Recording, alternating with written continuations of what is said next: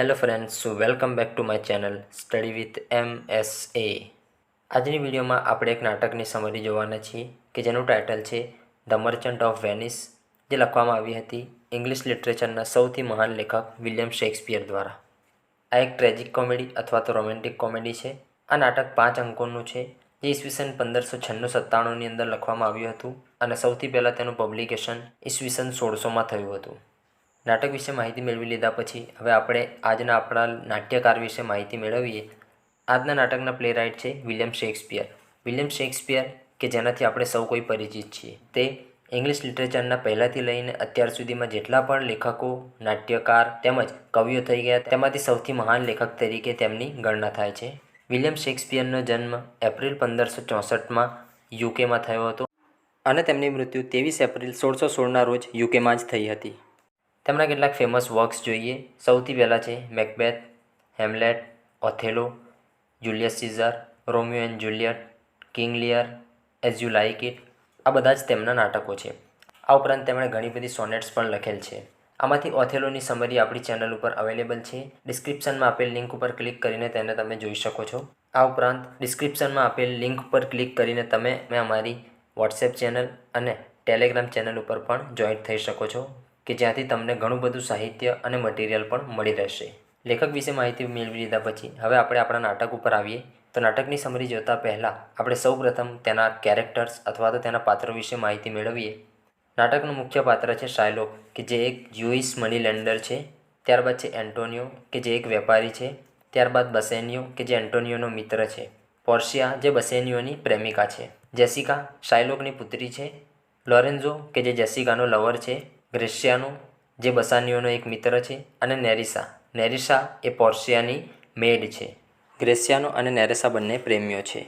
આ નાટકના મુખ્ય પાત્રો છે। આ ઉપરાંત નાટકમાં ઘણા બધા માઇનર કેરેક્ટર્સ પણ છે, જેની સમજ આપણે સમરી દરમિયાન મેળવીશું।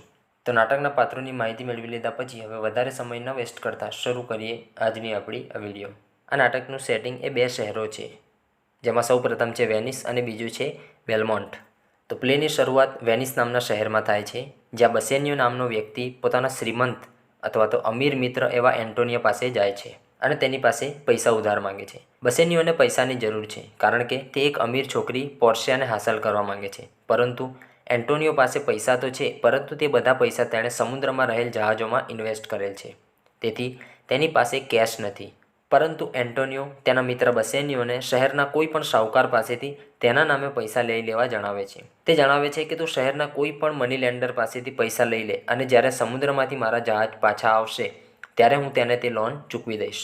એન્ટોનિયો પોતાના મિત્ર બસેનિયોને પોતાની ગેરંટી ઉપર એટલે કે એન્ટોનિયોની ગેરંટી ઉપર લોન લઈ લેવાનું કહે છે। આ દરમિયાન નજીકના બેલમોન્ટ નામના કન્ટ્રી સ્ટેટમાં પોર્શિયા તેની મેડ નેરેસા સમક્ષ તેના પિતાની ઈચ્છા, તેની જે શરતો હતી તેના વિશે શોક વ્યક્ત કરે છે। હવે તેના પિતાની ઈચ્છા કાંઈક એવી હોય છે કે પોર્શિયા માત્ર એ જ વ્યક્તિ સાથે લગ્ન કરી શકશે કે જે 3 કાસ્કેટમાંથી, કાસ્કેટ મતલબ એક પ્રકારનું બોક્સ, એક પ્રકારની પેટી અથવા તો જેને આપણે સંદૂક કહી શકીએ, 3 કાસ્કેટમાંથી કોઈ એક સાચું કાસ્કેટ પસંદ કરશે તેની સાથે જ પોર્શિયા લગ્ન કરી શકશે।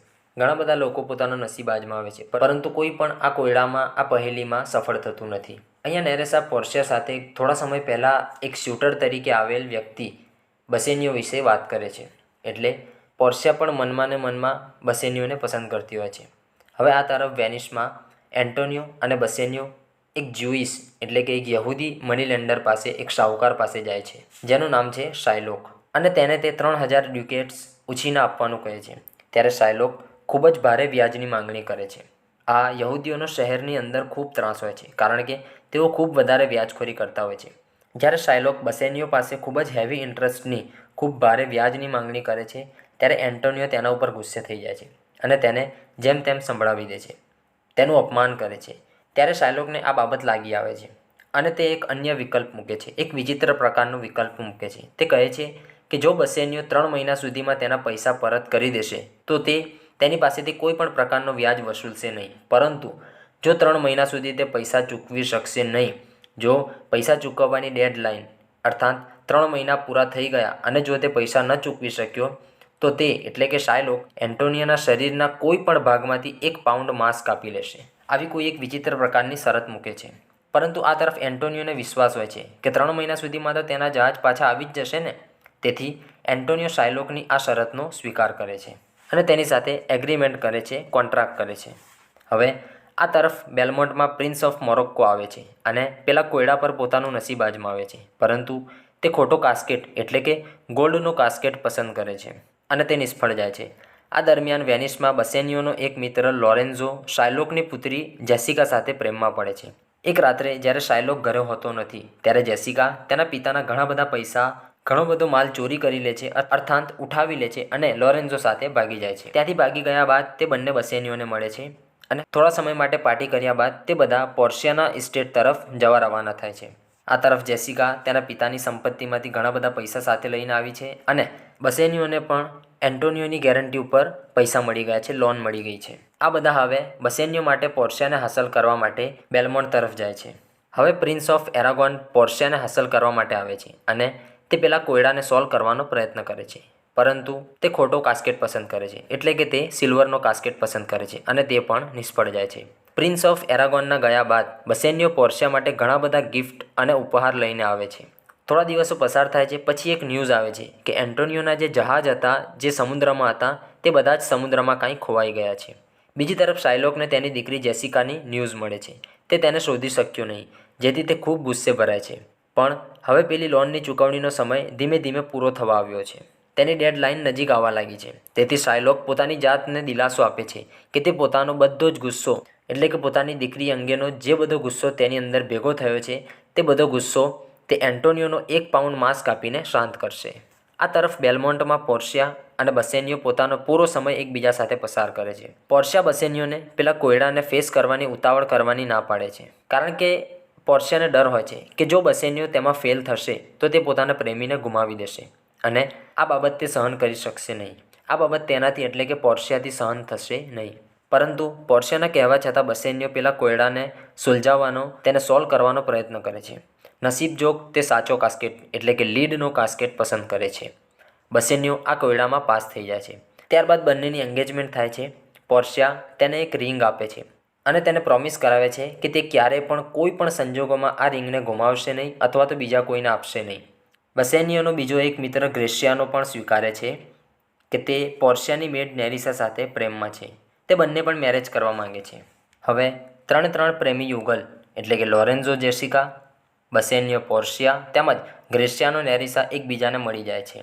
આનંદનો માહોલ બને છે, પરંતુ આ આનંદ લાંબા સમય સુધી ટકતો નથી, કારણ કે તે જ સમયે એન્ટોનિયોનો પત્ર આવે છે જેમાં તે પોતાના ખોવાઈ ગયેલા જહાજ અને તેનું માંસ કાપવા માટે પાછળ પડેલા શાયલોક વિશે જણાવે છે. એન્ટોનિયો પત્રમાં જણાવે છે કે આ શાયલોક તેનું માંસ કાપવા માટે ગાંડો થઈ ગયો છે. એન્ટોનિયોની મદદ કરવા બસેનિયો અને ગ્રેશિયાનો તરત વેનિસ જવા નીકળે છે. પોર્શિયા બસેનિયોને લોનને ચૂકવવા માટે પૂરતા પૈસા આપે છે. તે બંનેના ગયા બાદ એટલે કે બસેનિયો અને ગ્રેશિયાનોના ગયા બાદ પોર્શિયા પોતાની એક યોજના બનાવે છે.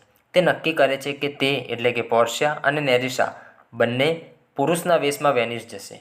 બસેનિયો વેનિસમાં આવે છે. ત્યાં આવીને તે શાયલોકને ઘણી બધી રિક્વેસ્ટ કરે છે, પરંતુ તે ટસથી મસ થતો નથી. બસેનિયો તેને તેની લોનના 3 ગણા એટલે કે 9000 ડ્યુકેટ્સ ઓફર કરે છે, છતાં પણ તે માનતો નથી, કારણ કે હવે તેને પૈસાની પડી નથી. તે માત્ર ને માત્ર પોતાનો ગુસ્સો શાંત કરવા માંગે છે. હવે આ મામલો વેનિસની અદાલતમાં ડ્યુકની સમક્ષ પહોંચે છે. ત્યાં પણ શાયલોક પોતાની શરત પૂરી કરવા માટે અડગ રહ્યો હોય છે.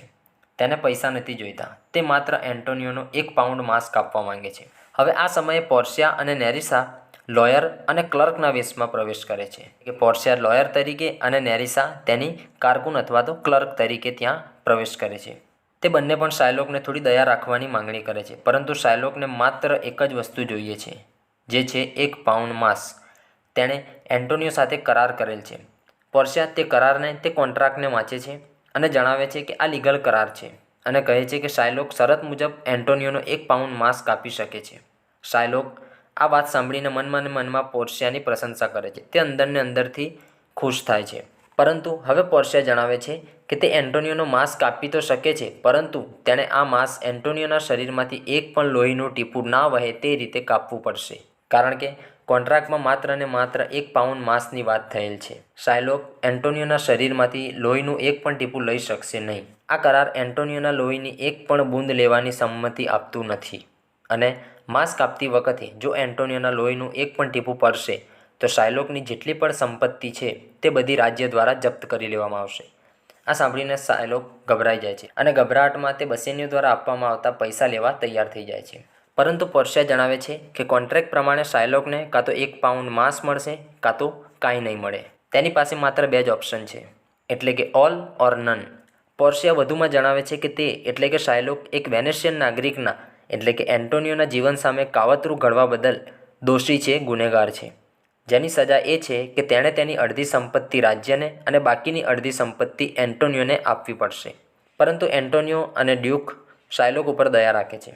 જો કે તેની પાસેથી દંડ વસૂલવામાં આવે છે અને શાયલોકની સમક્ષ 2 શરતો મૂકવામાં આવે છે, જેમાં પ્રથમ શરત મુજબ તેણે ખ્રિસ્તી ધર્મ અપનાવવો પડશે, એટલે કે જ્યુડિસિઝમને છોડીને ક્રિશ્ચિયાનિટીને ફોલો કરવી પડશે, અને બીજી શરત અનુસાર તેણે મૃત્યુ પછી પોતાની બધી સંપત્તિ પોતાની દીકરી જેસિકા અને તેના પ્રેમી લોરેન્ઝોને આપવી પડશે. શાયલોક આ બાબત સાથે સંમત થાય છે. પોર્શિયા કે જે અહીંયા એક વકીલ તરીકે આવેલી છે કે જેનું નામ બાલ્થાઝાર છે, તે ત્યાંથી જતી હોય છે ત્યારે બસેનિયો તેને અટકાવે છે અને પોતાના મિત્રનો જીવ બચાવવા બદલ તેનો આભાર વ્યક્ત કરે છે. તે તેને પૈસા આપવા જાય છે, પરંતુ પોર્શિયા કે જે વકીલ તરીકે અત્યારે હોય છે તે પૈસા લેવાનો ઇનકાર કરે છે અને પૈસાને બદલે તે બસેનિયોના હાથમાં પહેરેલ વીંટી માંગે છે. પરંતુ બસેનિયોએ પોર્શિયાને પ્રોમિસ કરેલો હોય છે કે તે કોઈ પણ સંજોગોમાં આ વીંટી કોઈને પણ ક્યારેય આપશે નહીં. તે અચકાય છે, પરંતુ એન્ટોનિયોના વારંવાર કહેવા પછી તે વકીલને એટલે કે પોર્શિયા જો છે તેને વીંટી આપી દે છે. બસેનિયોનો મિત્ર ગ્રેસિયાનો પણ તેની વીંટી કાઢીને આપી દે છે.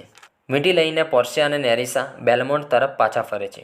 જ્યારે તેઓ બેલમોન્ટમાં પાછા આવે છે ત્યારે જેસિકા અને લોરેન્ઝો ચંદ્રપ્રકાશમાં એટલે કે મૂનલાઇટમાં એકબીજાનો પ્રેમ વ્યક્ત કરી રહ્યા હોય છે. હવે બીજા દિવસે બસેનિયો અને ગ્રેસિયાનો ત્યાં આવે છે ત્યારે તેમના હાથમાં પેલી વીંટી હોતી નથી. પોર્શિયા અને નેરિસા બંને આ બાબતથી જાણકાર હોય છે, છતાં પણ તે બંને પોતાના પ્રેમીઓ ઉપર આક્ષેપ મૂકવાનો ડોળ કરે છે. તે તેમના ઉપર ગુસ્સો કરે છે કે તેમના પ્રેમીઓએ એટલે કે બસેનિયો અને ગ્રેસિયાનોએ પ્રેમની નિશાનીરૂપ આપેલ વીંટી ગુમાવી દીધી. પરંતુ થોડાક સમય મજાક કર્યા બાદ પોર્શિયા અને નેરિસા બધી હકીકત જણાવે છે કે કોર્ટમાં જે વકીલ અને ક્લર્ક હતા તે અન્ય કોઈ નહીં પરંતુ તે બંને એટલે કે પોર્શિયા અને નેરિસા જ હતા. લોરેન્ઝો અને જેસિકાને પણ શાયલોક પાસેથી મળનાર સંપત્તિ વિશે જાણ થાય છે. બીજી તરફ સમાચાર આવે છે કે એન્ટોનિયોના જહાજ જે સમુદ્રમાં ખોવાઈ ગયા હતા તે સુરક્ષિત રીતે પાછા આવી ગયા છે. હવે બધી બાજુથી સારા સમાચાર મળતા આખું ગ્રુપ સાથે મળીને તેનું સેલિબ્રેશન કરે છે અને આવી રીતે નાટકનું સુખાંત આવે છે, હેપી એન્ડિંગ થાય છે. તો આજની વિડીયોમાં બસ આટલું જ. જો આપને અમારી વિડીયો પસંદ આવી હોય તો વિડીયોને લાઇક કરો, શેર કરો અને ચેનલને સબસ્ક્રાઈબ કરો. તો પછીથી મળીશું આવી જ કોઈ વિડીયો સાથે. ત્યાં સુધી good bye and take care.